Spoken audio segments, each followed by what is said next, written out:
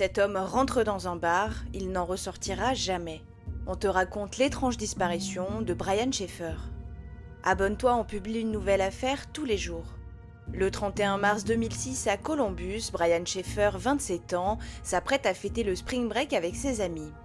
Il est étudiant en médecine et dans quelques jours, il doit partir avec sa petite amie, Alexis Wagoner, à Miami. L'hôtel et l'avion sont déjà réservés. D'après les proches du jeune homme et les amis d'Alexis, Brian devrait faire sa demande en mariage pendant le voyage. Mais avant de partir en vacances, il décide de sortir avec son groupe d'amis pour fêter la fin des cours. Vers 21h, Brian rejoint un de ses amis, William Florence, au bar le Ugly Tuna Saloona. Le bar est situé à l'étage d'un complexe commercial, et après quelques temps, il quitte l'établissement et commence un marathon. Ils boivent un shot d'alcool à chaque arrêt. Puis les deux hommes retrouvent une amie à eux, Meredith Reed. La jeune femme les accompagne en voiture jusqu'au premier bar, le Ugly Tuna Saloona. À 1h15 du matin, les trois amis sont vus sur les caméras de surveillance sur l'escalator qui les mène jusqu'à l'entrée du bar.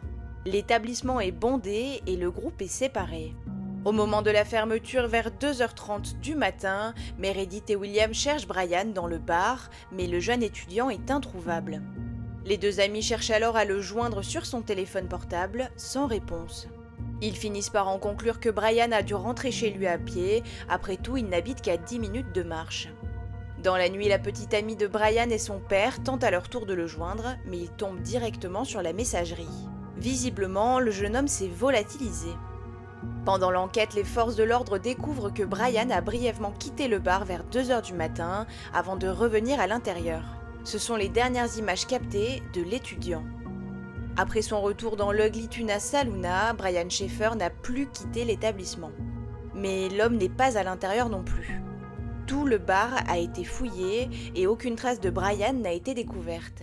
À première vue, l'homme a disparu à l'intérieur du bar.